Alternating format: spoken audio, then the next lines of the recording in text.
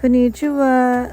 Today is Sunday. May pasok pala ako, kaso lang ang lamig. Ang hirap tumayo. Pero wala magagawa, kailangan ko lang tumayo. Actually, wala dapat akong pasok, kaso lang tinawagan ako kahapon at nakiusap na ako daw ang dumuti. At ito nga, basa pa rin ang buhok ko. Nakatulugan ko pala kagabi. Nag-bathtub pala ako. Kaya din dryer ko na lang muna. Medyo matagal ako mag-dryer kasi pansin niyo naman po, diba, ang haba ng buhok ko. Kapag tuyong-tuyo, abutin ako ng mga 1 hour. Pero pagka mabilisan, pwede lang 30 minutes. Ang tuwing gigising pala ako sa umaga, chinecheck ko pala yung kilo ko kung nagbago ba, kung nabawasan ba, o nadagdagan pa rin, o ganun pa rin. Siguro as of today, 3 weeks na akong nagka-calorie deficit at okay naman siya. Medyo tinatamad pa akong kumilos pero kailangan ko talagang mag-asikaso na kasi nga maaga ang pasok ko ngayon. Kung hindi lang nakiusap kasi may lakad daw yung naka-duty. Hindi sana ako pupasok eh. Pero hanggang 1 PM lang naman ako dahil nga may simba pa kami mamaya. Actually, ang pinakausap hanggang 5 daw ako. Kaso nga lang, ang sabi ko meron kaming simba ng alas 2. Dahil sa pinakausapan ako kahit hanggang 1 PM lang. Eto naman, pumayag naman ako kaya papasok ako. Sa umaga hindi ako naliligo. Sa gabi kami naliligo dito sa Japan. So ito lang routine ko sa umaga. Maghilamos, maglagay ng skincare. Tapos itong laban, isinalang ko na. Alam ko naman pag natapos yan, matik, isasampo yan ni Kuya Love. Hindi ko na malaya na mag-ooras na pala kaya dito ko na inilagay yung kape ko para dalhin ko na lang sa work. Tapos ito nga nakita ko medyo madumi kasi sa gabi hindi kami nagwawalis kaya ito bago ako umalis nagwalis muna ako ng bahay. Sa totoo lang tuwing Sabado at Linggo lang ako nakakapaglinis ng bahay. Yung tipong general cleaning. Kaso lang minsan talaga pinapasok ako sa trabaho. So ito nga kailangan ko nung umalis dahil sa sobrang labig pa rin dito sa Japan. Napakakapal ng jacket na suot-suot ko. At siya nga pala walking distance lang yung trabaho ko. Nilalakad ko lang to ng 2 minutes pero mas gusto ko talagang sasakyan kasi pag naglalakad, grabe, ang lamig. So, dito na ako sa work, nakarating naman ako sa tamang oras, hindi naman ako late, pero balot na balot ako. Kasi kahit sa loob ng convenience store, malamig. At buti na lang dala-dala ko tong kape ko, pampainit. So, pagdating ko sa kusina, sinimulan ko na lahat ng dapat kong gawin. Kailangan ko kasing matapos bago mag-12. Kailangan mailabas ko na lahat ng mga na-prepare kong pagkain. Ito nga, may nakuha na naman akong free coupon. Mamaya sa akin yun, papalitan ko yan. So, ito nga, uwian na, nagmamadali na ako kasi medyo mag-drive pa ako ng 20 minutes papuntang simbahan. At pag uwi ko, magbibihis pa ako at mag-aayos. At hindi ko din alam kung ready na ba yung mga anak ko pero nasabihan ko naman sila. At alam naman ng dalawa kong anak yun, amatik, na tuwing linggo may simba kami. At bago nga pala akong umalis, sumilip ako dito. Mga hike yan or near expiration. Pero itong inumin, 3 days pa bago mo expire. Tapos kumuha na rin ako isang tasty kasi nga favorite ng anak ko yun. Madalas siya magpalaman ng Nutella. So ito maglalakad na naman ulit ako pero napakalapit lang talaga. Bale, ayan yung mini stop.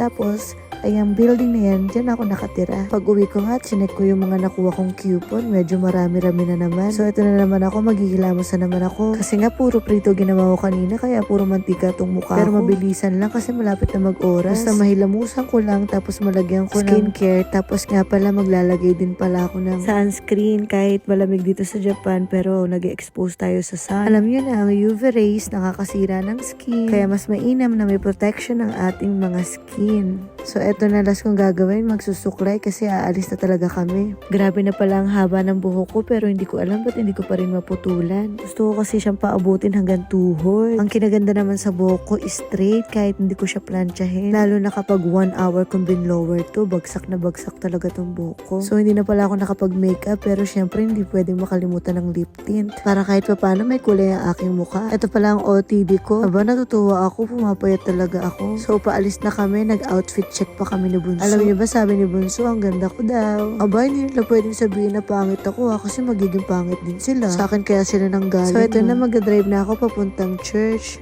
At syempre kasama ko pa rin itong dalawang pogi kong anak. Pagdating namin dito sa parking ng simbahan, ang daming sasakyan, ibig sabihin ang daming nagsimba. Nakakatuwa nga simbahan dito nasa taas siya. So ayan, sakto ang dating namin. Madalas talagang napapaupo kami sa harapan kasi nga may kasama akong bata. Kung tutuusin, every Sunday, anak ko lang nakikita kong bata. So ayan na, tapos na kami magsimba. So after nito kakain kami kasi nga may pasok ako kanina, hindi na rin ako nakapagluto ng tanghalian. Kaya dito ko sa Zaizeria papakainin itong mga anak ko. Medyo late na rin. At ayun nga, kakaupo pa lang namin, nag-order agad si Bunso. Talagang gutom na nga siya. Unang dumating pala yung order ko, kaya kumain agad ako. Pati rin pala yung favorite ng anak kong chicken, dumating na rin. Alam niyo ba, okay din dito sa Zaizeria kasi pangmasa ang kanilang presyo, tapos ang dami din ng serving. So eto na, dumating na yung mga orders ng aking mga anak.